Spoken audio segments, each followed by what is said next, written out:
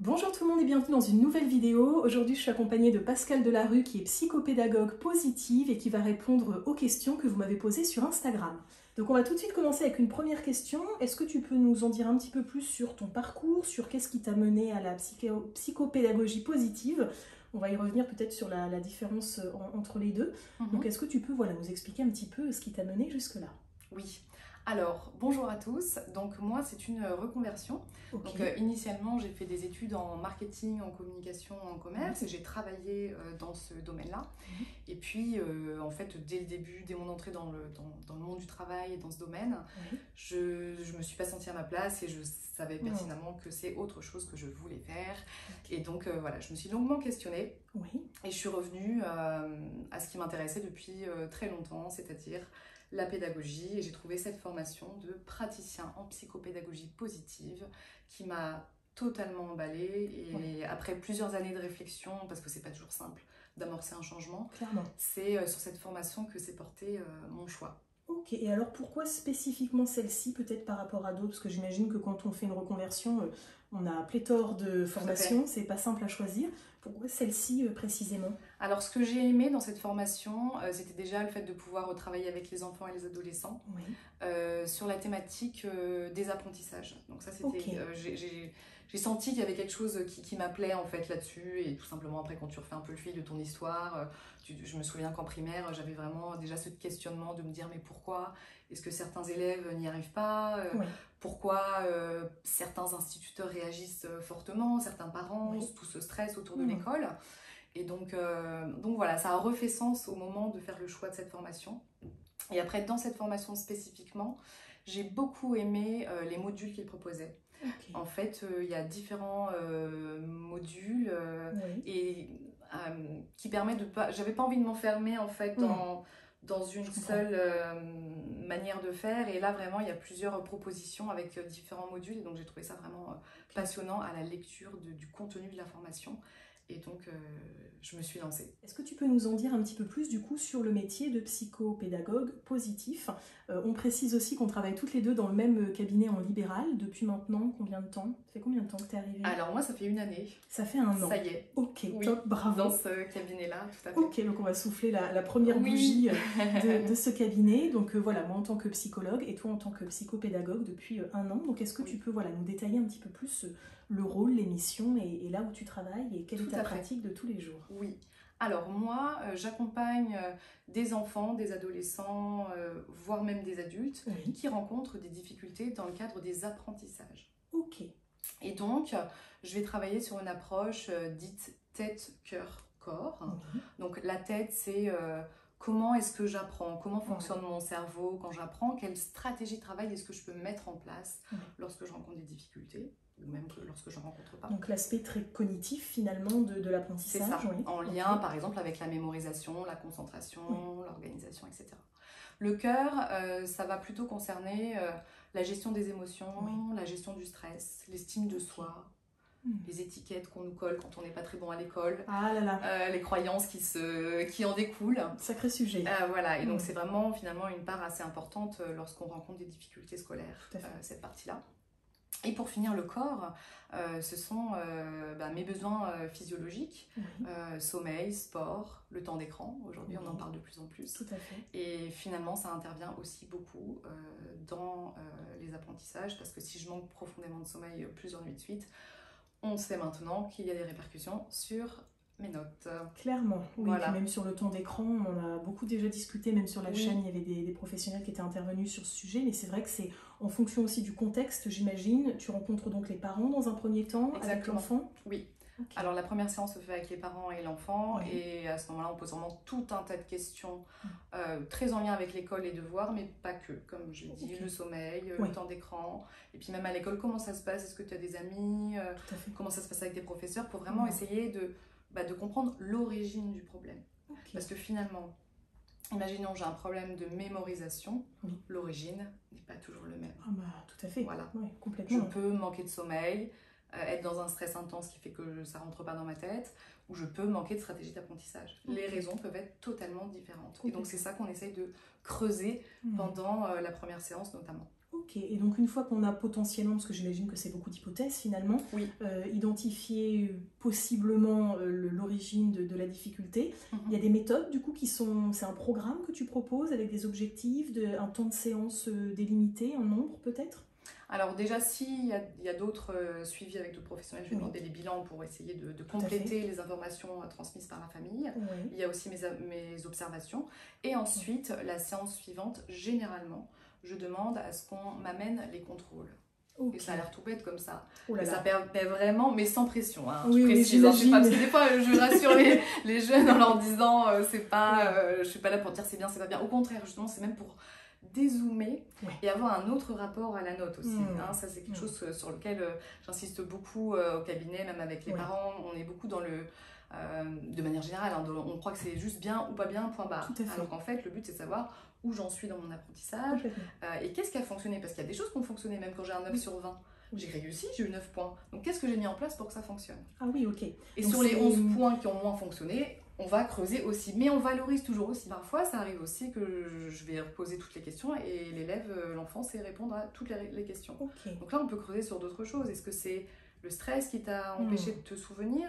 Est-ce que c'est qu'en fait, il y a peut-être une dyslexie, une dyspraxie qui fait que la compréhension et le fait d'écrire, ça va être compliqué de faire toutes ces tâches en même temps, de comprendre la question, trouver la réponse, écrire, ne pas faire de faute d'orthographe. Ça peut être vraiment une montagne pour certains enfants qui ont des troubles des apprentissages. Complètement. Oui, voilà. Donc du coup, de ce que je comprends, tu parlais tout à l'heure des fameux bilans. Donc c'est par exemple avec un neuropsychologue ou une orthophoniste. Par exemple, oui. Pouvoir récupérer du coup toutes ces informations-là et en complémentarité du coup de ce suivi, pouvoir proposer un accompagnement en parallèle, mais qui est complémentaire. Exactement. Et c'est intéressant de savoir s'il y a un trouble des apprentissages ou si nous, on suspecte quelque chose. À ce moment-là, on oriente vers un professionnel pour avoir des informations complémentaires. D'accord. C'est important. Donc justement, au niveau de la réorientation, à quel moment tu réorientes? C'est-à-dire que tu as un enfant presque tout venant qui vient, parce que j'imagine que c'est la première étape du coup au niveau des parents qui peuvent prendre conscience qu'il y a une difficulté d'apprentissage, sans tout de suite parler de trouble finalement. C'est au moment où toi tu perçois qu'il y a quelque chose qui n'est pas ok, justement un enfant en difficulté, que tu vas pouvoir demander un bilan par exemple? Oui, c'est ça. En fait, j'ai mes antennes qui sont sorties et puis, et puis après, selon les informations et ce que je vais pouvoir observer donc lors de l'anamnèse plus, comme je dis, la deuxième séance, chaque piste que je peux avoir, je vais pouvoir me dire, bah là, je vois qu'il y a une difficulté vraiment importante au niveau, par exemple, du geste. Si on me dit qu'il y a un problème au niveau de l'écriture, je vais continuer à tirer un petit peu la ficelle et voir s'il y a peut-être d'autres problèmes, par exemple pour faire du vélo, pour dessiner. Est-ce qu'il y a besoin du coup d'aller voir un psychomotricien, par exemple? Et c'est vrai que c'est une très bonne question parce qu'en fait, il y a beaucoup de parents qui vont venir nous voir, parfois en premier lieu, parce que les apprentissages, c'est vite un sujet de stress dans les familles. Oui. La chute des notes, etc. Et puis, il y a vraiment ce rapport écrit du professeur ou de l'enseignant. Il y a cette comparaison avec les autres élèves qui fait que parfois, c'est la porte d'entrée de dire on a vraiment remarqué que ça n'allait pas au niveau de l'apprentissage. Mais parfois, il y a d'autres problèmes. C'est la conséquence finale. Et parfois, il y a un mal-être important. Il y a des enfants, des adolescents qui font des dépressions. Tout à fait. Très masqué d'ailleurs, hein. C'est très insidieux. Voilà. D'autres, des problématiques familiales ou des troubles des apprentissages. Et donc, c'est vraiment essentiel de voir s'il n'y a pas, quelle est l'origine et pour sinon rediriger vers un psychologue, un neuropsychologue. Finalement, tu es au carrefour de la prise en charge de l'enfant et tu réorientes vers telle autoroute, telle petite départementale en fonction de... C'est ça. En fait, des fois, on se disait, on est un peu le généraliste dans ce secteur-là. Super. Oui, des apprentissages, on dans le secteur des apprentissages, parce que parfois, on vient nous voir en premier lieu et en fait, il y a besoin aussi d'autres accompagnements. Ou alors... c'est un enfant qui est déjà bien pris en charge et à ce moment-là, je sais ce qu'il me reste à faire. C'est beaucoup plus simple aussi de savoir. Et puis ça peut complètement aussi, je pense, dans un suivi, bon, imaginons que je vois un enfant qui a des difficultés d'apprentissage, aussi venir dégrossir ce travail-là pour permettre à l'autre professionnel de se centrer là-dessus, sur une autre problématique et de venir dire, les notes à l'école, c'est peut-être pas au cœur de la table et ça peut être intéressant de différer ça et de mettre ça ailleurs. Exactement. Ok, top. Tu as parlé tout à l'heure d'être praticien du coup en psychopédagogie positive. Qu'est-ce que ça veut dire psychopédagogie positive du coup? Alors donc c'est cette fameuse approche donc tête cœur corps dont j'ai parlé, cette approche multidimensionnelle. Très globale finalement de l'individu. Très globale, mais donc on reste sur le domaine des apprentissages, donc en lien avec la gestion des émotions, etc. Bien sûr, ça gravite. Qui vont avec les difficultés d'apprentissage. Et donc pourquoi positif? Parce qu'on est sur le courant de la psychologie positive. Ok, donc, ça marche. Voilà. N'hésitez pas à nous dire si vous voulez, pourquoi pas une vidéo sur la psychologie positive, parce que moi j'ai appris très dernièrement ce que c'était pas du tout mes outils, et c'est ce qu'on discutait tout à l'heure en off toutes les deux. Il y a certains masters en psychologie qui vont proposer, souvent sous forme d'options, ou même finalement de spécialité, la psychologie positive, avec vraiment tous les courants de Martin Seligman par exemple, ce qui est très anglo-saxon d'ailleurs, ça a été développé vraiment là-bas. Mais par exemple, en ce qui me concerne, master d'orientation analytique, forcément, on ne cause pas trop de ce genre de choses. Donc du coup, toi, c'est finalement l'outil que tu utilises pour avoir un regard sur l'enfant de façon globale, holistique finalement, de sa compréhension, toujours, on précise, en lien avec les troubles des apprentissages. C'est ça, c'est vraiment l'axe qu'on prend avec justement le fait de prendre en compte les émotions, la gestion des émotions, aussi d'apprendre à se connaître et de se focaliser sur les qualités. Et finalement, ça fait beaucoup de bien aux enfants qui ont des difficultés de savoir un petit peu plus quelles sont mes qualités. On travaille aussi autour des intelligences multiples. Oui, donc ça, c'est un super outil. Quand on se compare à l'école sur juste 2 intelligences multiples. Et en fait, j'ai peut-être plein d'autres talents à exploiter et qui me permettront de trouver un super métier en lien avec ça plus tard. Parce qu'il y a aussi le stress au regard, quel métier je vais faire. Les enfants, très jeunes, qui héritent un peu du stress parfois parental. Alors des parents, et puis même eux, effectivement, moi je vois quand je rencontre des enfants qui ont 6-7 ans, qui sont déjà à se dire, ok, il va falloir que j'aille dans tel collège, qui me donnera la possibilité d'aller dans tel lycée. L'anticipation.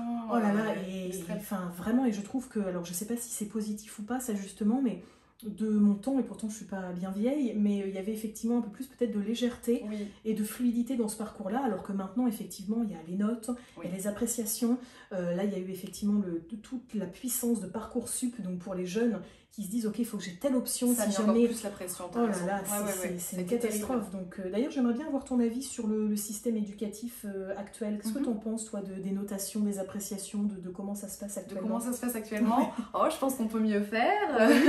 Comme toujours, si je peux me permettre.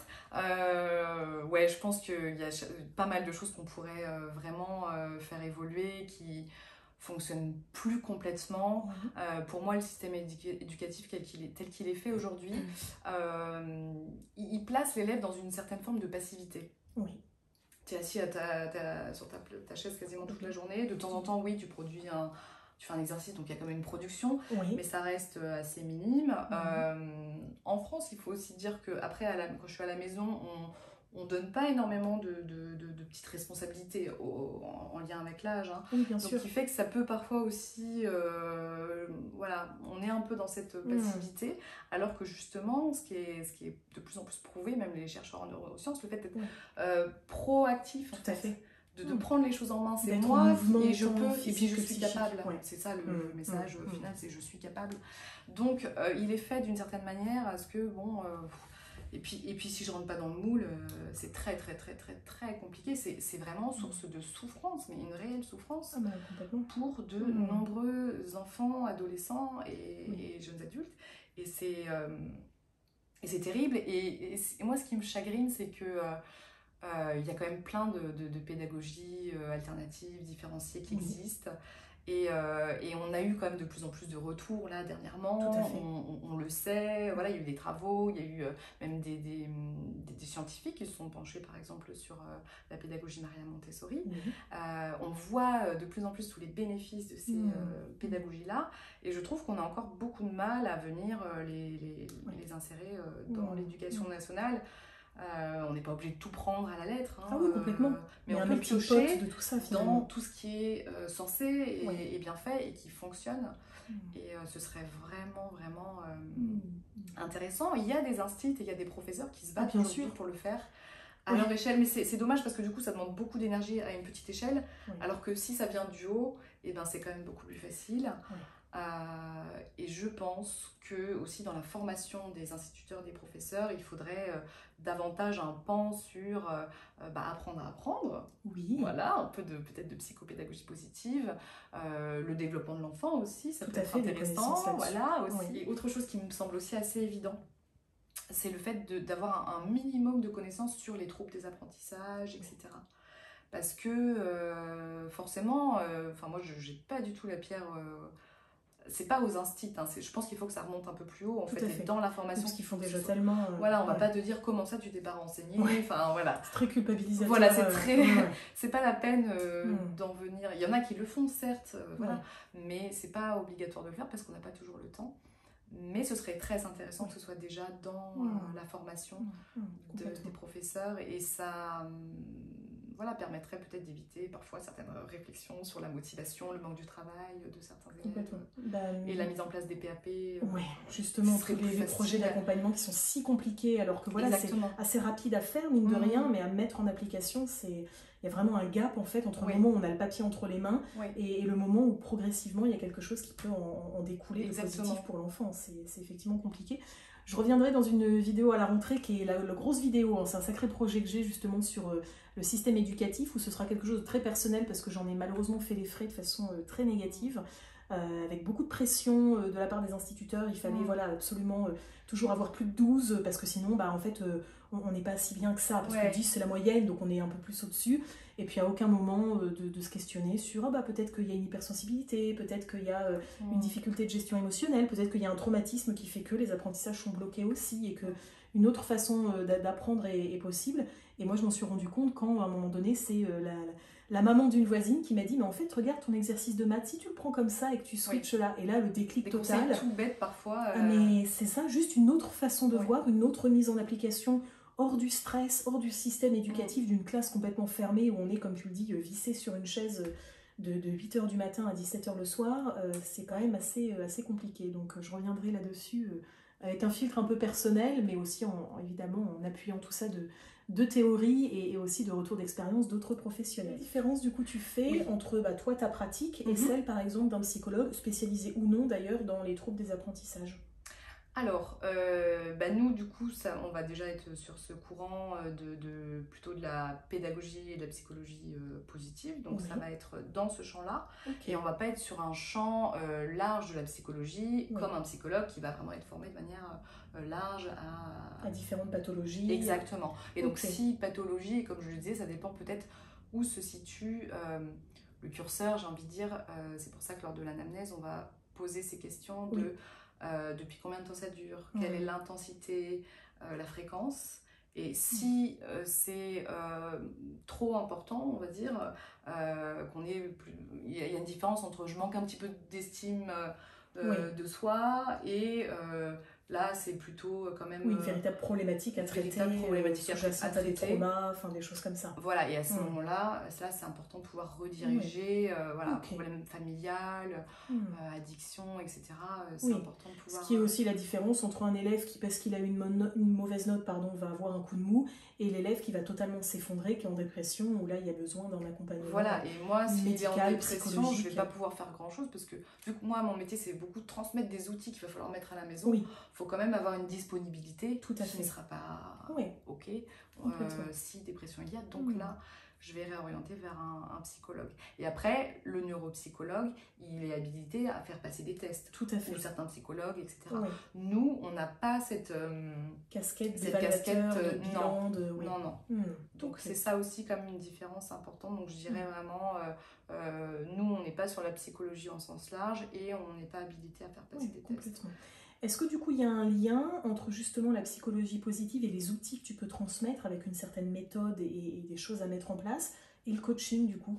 Eh bien oui, je trouve qu'il y a pas mal de liens parce que on a vraiment besoin de l'adhésion du jeune.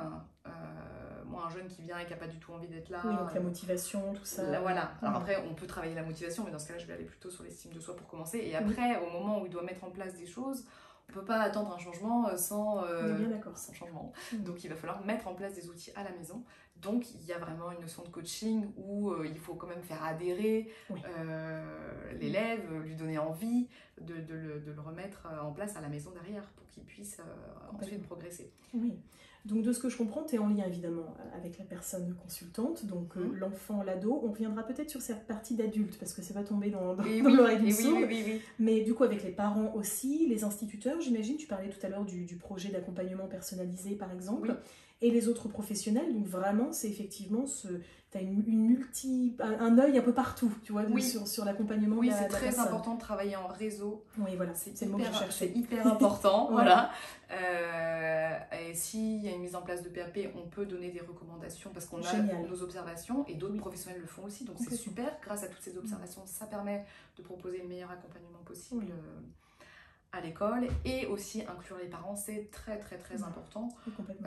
Voilà, il y a un âge où ils peuvent aussi mettre en place les outils tout seuls, mais primaire et début collège en général, j'inclus quand même encore beaucoup les familles, et puis voilà, de les tenir informés, etc. C'est important de travailler main dans la main, un peu comme une équipe, parce que ça se fait pas forcément tout seul, de façon isolée en fait. Oui, non, surtout pas, surtout dans le cadre de l'activité en libéral, où effectivement c'est très important de travailler en réseau, parce qu'on est rapidement très seul avec juste son patient ou la personne consultante. À se poser des questions. Ouais, un petit peu compliqué. Alors là, du coup, toi tu es au cabinet libéral dans lequel je bosse aussi, et tu travailles où du coup en parallèle de tout ça? Alors moi en parallèle, j'interviens pour des structures, donc ça peut changer.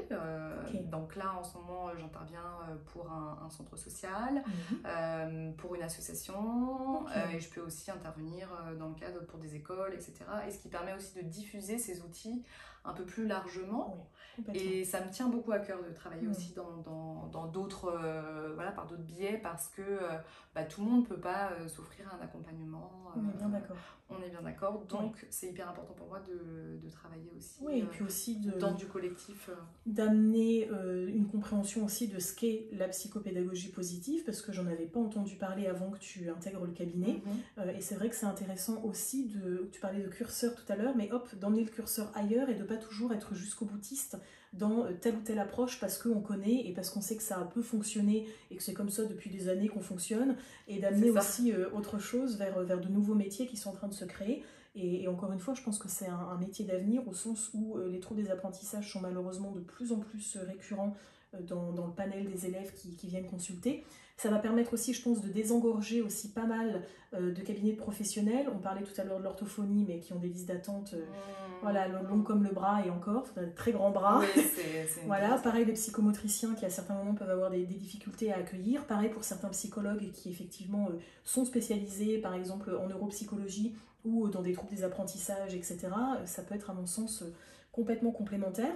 On a beaucoup parlé des enfants et des ados, mais tout à l'heure tu m'as parlé effectivement des adultes. Tu as aussi des adultes qui viennent te consulter? Oui, alors c'est très rare, parce qu'en fait c'est tout simplement un adulte qui reprend des études ou une formation. C'est ce cas précis.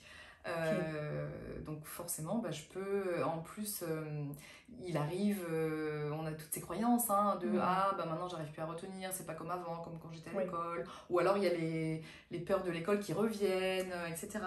Donc dans ces cas-là, on peut venir me voir et on va mettre ensemble qu'est-ce qu'il existe comme stratégie d'apprentissage. On peut le voir ensemble, de la même manière, bien sûr, c'est pas pareil entre un enfant, un ado et un adulte. Mais du coup j'en ai quand même beaucoup moins, parce que généralement il y a moins d'adultes qui reprennent des études. Est-ce que tu as quelque chose à ajouter ou un message à faire passer aux personnes qui nous regardent, en lien avec la psychopédagogie positive, en lien avec ta pratique ou ton vécu? Déjà de pas trop s'inquiéter justement par rapport aux notes à l'école, etc. Ça ne fait pas tout. Il y a plein d'autres choses, on a des qualités, des compétences, des rêves qui nous poussent à faire de belles choses plus tard quand on sera adulte. Donc vraiment de baisser cette intensité, c'est vraiment ce qui se passe au cabinet, c'est de travailler aussi sur tout ce stress qu'il y a autour. Effectivement, de retenir qu'une note ne nous définit pas. Exactement. C'est juste une appréciation à l'instant T de quelqu'un qui va faire une photographie de quelque chose qu'on a émis ou qu'on a produit dans un contexte où ça se trouve il y avait beaucoup de stress, beaucoup de choses qui font que... Voilà, et que la note ne détermine pas du tout l'intelligence. Et comme tu dis, il y a plein d'autres choses qui peuvent être à l'origine de ça, et que c'est important d'aller creuser et de comprendre d'où vient réellement la difficulté. Parce que voilà, on peut par exemple faire du soutien scolaire toute sa vie, mais si je ne sais pas qu'est-ce qui est difficile pour moi, c'est dommage, parce qu'il y a des choses qui existent comme la psychopédagogie positive et qui permettent de reprendre la main sur ses apprentissages, d'avoir des techniques d'apprentissage et aussi d'amener à plus d'autonomie et de confiance. Et ça, c'est essentiel dans la vie de l'élève et pour toute la suite. Top, génial. Merci beaucoup Pascale Merci infiniment pour cet échange-là. Si vous avez des questions, n'hésitez pas à les mettre dans les commentaires. Voilà, on fera nos 2 petites souris pour aller regarder tout ça et vous répondre avec grand plaisir. Si ce type de vidéo vous plaît et que vous en voulez plus, pourquoi pas sur une autre thématique avec Pascale ou avec d'autres invités, n'hésitez pas à cliquer sur j'aime et puis à vous abonner à la chaîne pour être au courant dès qu'une nouvelle vidéo sort. Merci beaucoup. Merci beaucoup Danae. Et à très bientôt. À tous. Salut. Au revoir.